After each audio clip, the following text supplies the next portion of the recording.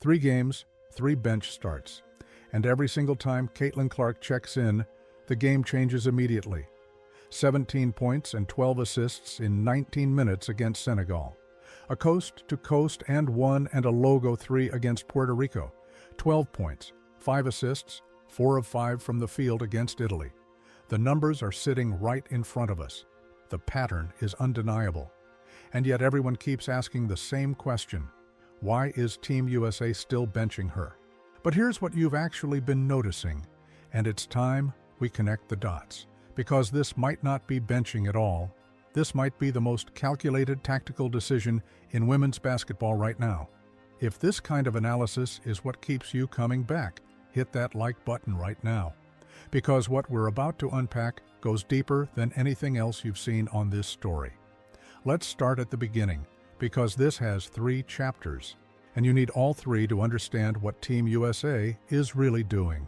Chapter 1, San Juan, Puerto Rico, Caitlin Clark's senior national team debut against Senegal.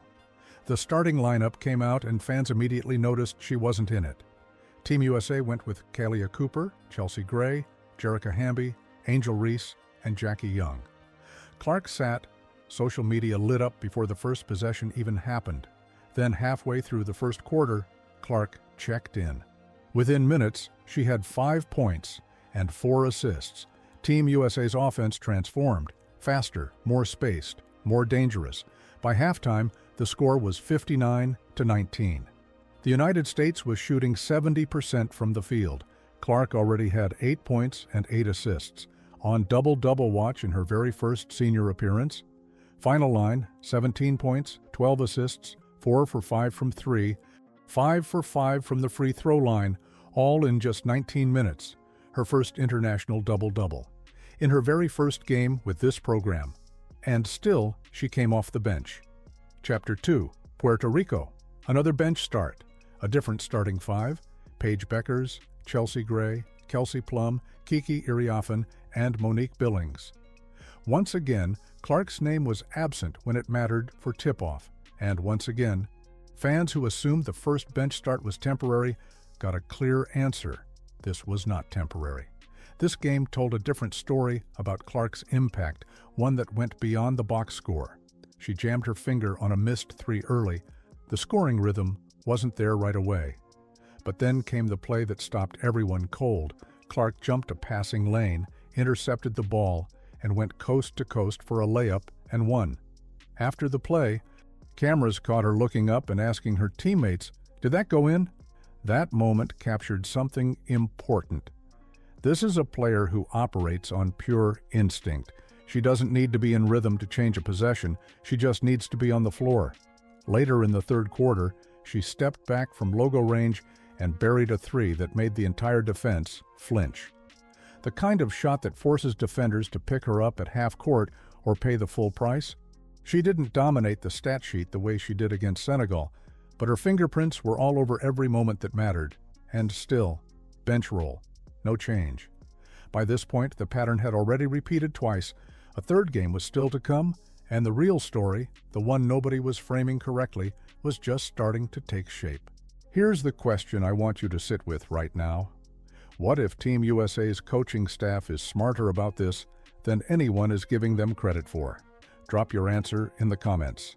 Is Clark's bench roll the master plan, or is it holding her back? Because what the Italy game reveals makes both sides of that argument harder to ignore. Chapter 3, Italy, and this is where the pattern locks in completely. Clark checked in approximately 4 minutes into the first quarter. Not at halftime. Not after the lead was comfortable. 4 minutes into the game, and she scored immediately. By the end of the first quarter alone, she had 7 points. 7 points off the bench in a single quarter. She finished with 12 points, 5 assists, and 1 rebound in just over 21 minutes. 4 of 5 from the field, 2 of 3 from 3, 2 of 2 from the free throw line. Efficient, calm, and immediate, every single time. Here is the number that reframes everything. Team USA led 28-11 after the first quarter. The starters had already done their job. Chelsea Gray had a strong first half. Kalia Cooper kept attacking. The veterans controlled the game the way a powerhouse should. And then Clark came off the bench and made it look easy against a defense that was already tracking the starters' tendencies, already in a rhythm, already one step slow. That is the pattern. Clark is not walking into struggling offenses trying to spark something. She is walking into controlled games and turning second-unit matchups into mismatches. When she faces tired defenders who have been tracking the first unit, the result is almost always the same: immediate scoring, immediate pressure, and a lead that extends before the opposing bench can respond. Notice one more thing about the Italy game.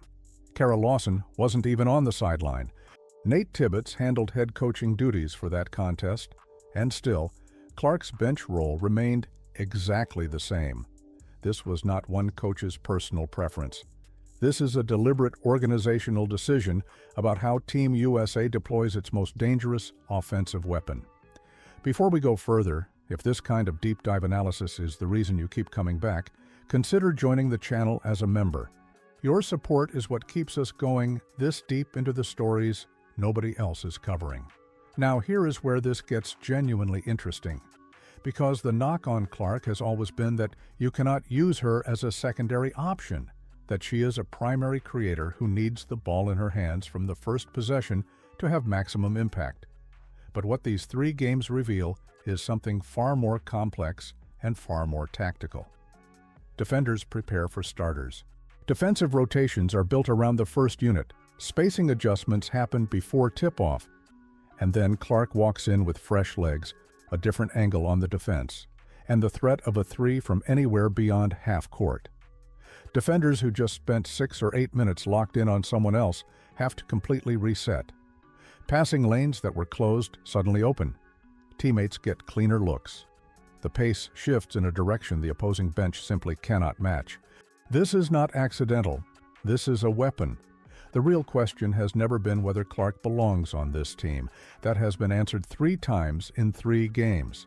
The real question is what happens when Team USA stops deploying her as a controlled burst and hands her the offense for a full 40 minutes. Because if she can do this in 21 minutes against Italy, in 19 minutes against Senegal, in limited time against Puerto Rico, the 2026 World Cup bracket just got a lot more complicated for every program planning to defend her. Team USA has more games ahead, and right now, every opposing coach is watching the same tape you just finished. They know she comes off the bench. They know she checks in early in the first quarter. They know she scores immediately. The next question, the one that will actually determine how far this team goes, is whether any defense in the world can stop it when it matters most. So far, nobody has. Subscribe and hit the notification bell so you don't miss what happens next, because this story is developing every single game, and the Caitlin Clark bench role conversation is not over. It is just getting started.